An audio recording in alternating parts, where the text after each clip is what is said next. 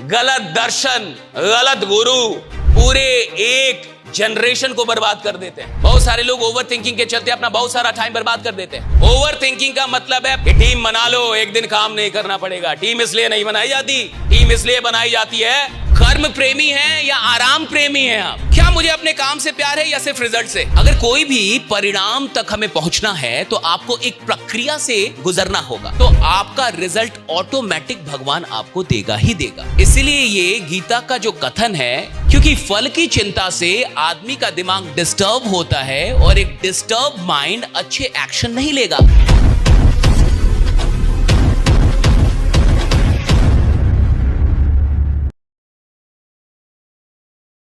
Over thinking का मतलब है प्रॉब्लम के बारे में बार बार सोचना।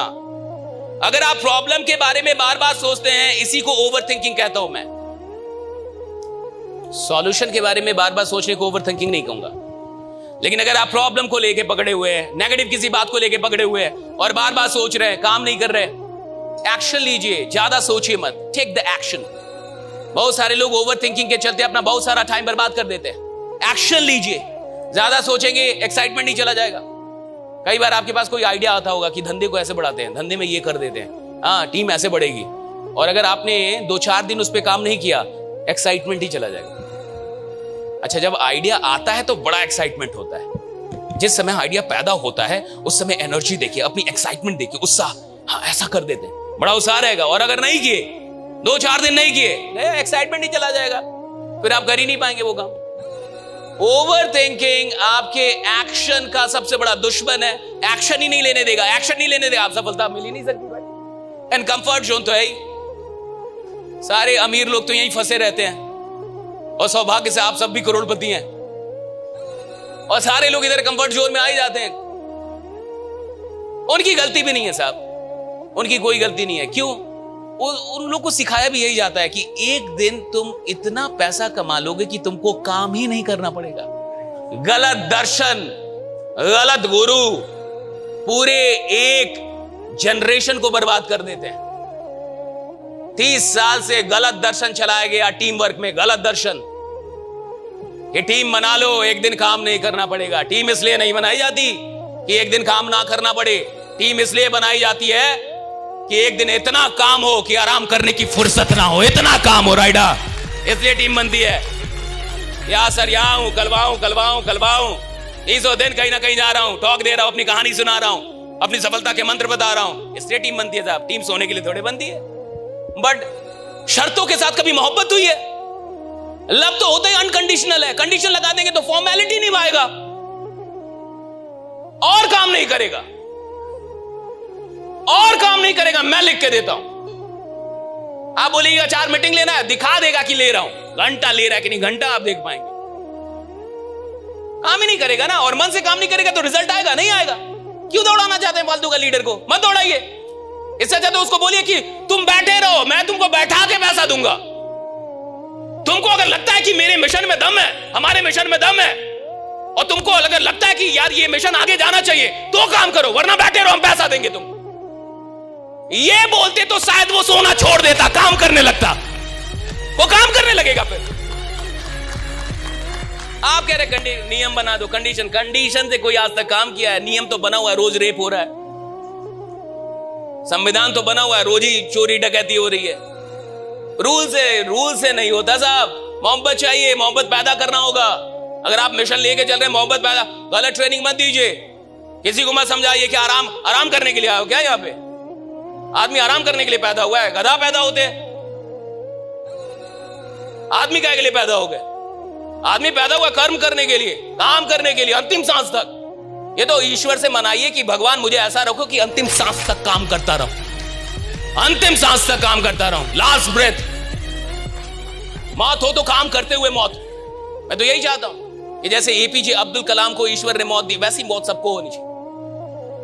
बात करते हुए उनको हार्ट अटैक आया, शिलोंग के किसी कॉलेज में बात कर रहे थे, तब उनकी, ये सबसे अच्छा डेथ है भाई। इससे अच्छी कोई मृत्यु नहीं है कि काम करते हुए आपकी मृत्यु हो जाए।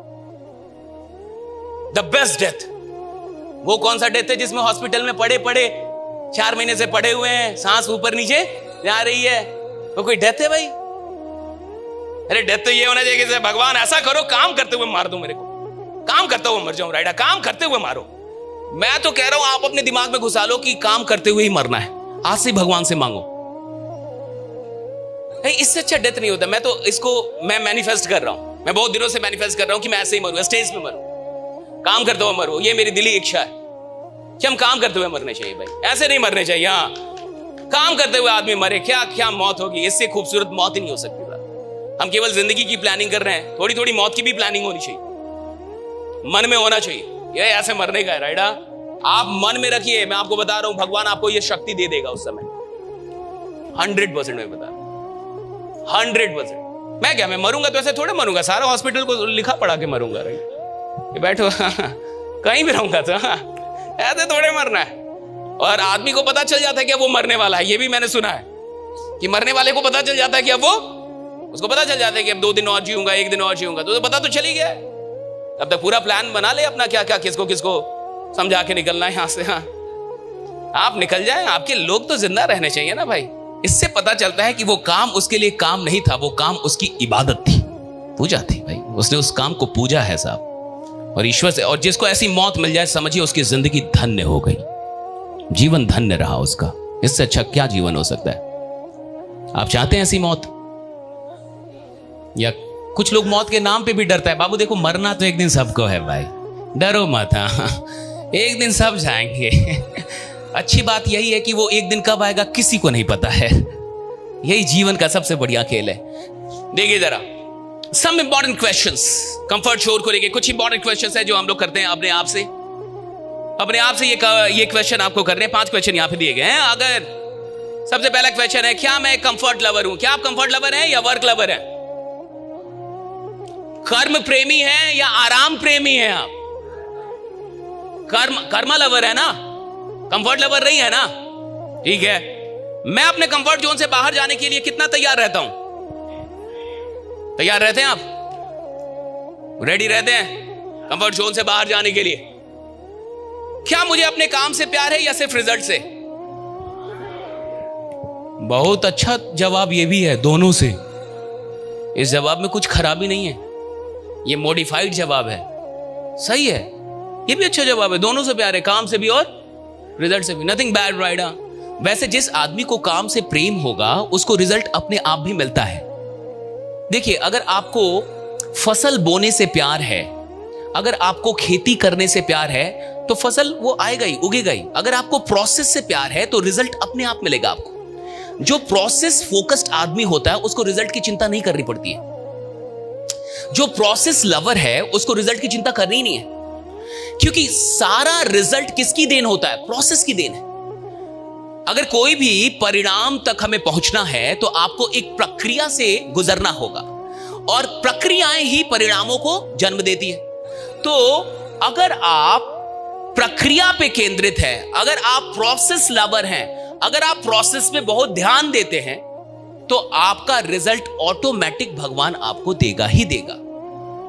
इसलिए ये गीता का जो कथन है कि कर्म करो फल की चिंता ना करो, ये गलत नहीं है, क्योंकि फल की चिंता से आदमी का दिमाग डिस्टर्ब होता है, और एक डिस्टर्ब माइंड अच्छे एक्शन नहीं लेगा, अच्छे डिसीजन नहीं ले पाएगा। भगवान कृष्ण ने ऐसे नहीं बोला कि कर्म किए जा, फल की चिंता ना कर। इसका सिंपल मतलब है कि जब मैं फल की चिंता करूंगा तो मेरा माइंड जो है वो अशांत हो जाएगा, और एक अशांत मन अच्छे निर्णय नहीं ले पाएगा, और जब तक अच्छे निर्णय नहीं लेऊंगा तब तक अच्छे परिणाम लेके नहीं आ सकता। इसलिए भगवान कहते हैं कि कर्म किए जा, कर्म से मोहब्बत कर ले, फल की चिंता ना कर, फल मैं दे ही दूंगा। क्योंकि ये सृष्टि का सिद्धांत है कि अगर कोई प्रोसेस होगा उसका रिजल्ट आएगा ही, अगर प्रक्रिया हो रही है परिणाम आएगा ही आएगा। अगर हमने बीज लगाया है, बढ़िया से सींचा है, फल आएगा ही आएगा। There is no doubt in it, कोई डाउट नहीं है इसमें। तो आप प्रोसेस लवर हैं या फिर आप रिजल्ट लवर हैं? क्या हैं आप? मैं आपसे अनुरोध करूंगा प्रोसेस लवर बनिए, बहुत मजा है इसमें, जिंदगी का आनंद है प्रोसेस लवर बनने में। अगर आप काम से मोहब्बत कर गए तो सुनिए, परिणाम आपसे मोहब्बत करेगी। अगर आप प्रोसेस से मोहब्बत कर गए, रिजल्ट आपसे मोहब्बत करेगा साहब। रिजल्ट आपको छोड़ के कहीं जाएगा ही नहीं। जो लोग काम से मोहब्बत करने लगते हैं, रिजल्ट उनको खोज के आता उनके पास कि भाई चल इसके पास। इसलिए प्रोसेस लवर बनिए, रिजल्ट लवर मत बनिए। इसमें घाटा है, ये बाद में समझ में आता है। मैं भी पहले कुछ कुछ बोलता था उल्टा सीधा, फिर मुझे सच में समझ में आया कि प्रोसेस लवर ही होना सही है। मैं गलत था, मेरे को ये बात समझ में आई, मैंने सुधार लिया कि नहीं यार, बेस्ट तरीका जीवन जीने का गीता में ही कहा गया है कि कर्म करो, फल की चिंता ना करो। और कृष्ण की बात पे आपको कोई हक ही नहीं है कि आप उसको तोड़े मड़ोड़े। उन्होंने जो कहा है बहुत ही परफेक्ट बात, वो तो शाश्वत सत्य है, उसमें क्या दिमाग लगाना, वो तो पूर्ण सत्य, उसमें दिमाग लगाने की आवश्यकता ही नहीं है। प्रोसेस लवर बनने की कोशिश कीजिए, प्रोसेस से मोहब्बत कीजिए, जर्नी से मोहब्बत कीजिए, मंजिल अपने आप आपको खोज के मिलने लगेगी, आपके पास आ ही जाएगी। राइट, इस आदमी को यात्राओं से मोहब्बत हो जाएगी, मंजिलें उसके कदमों में आने लगती है साहब, वो खुद आकर्षित होकर आएंगी।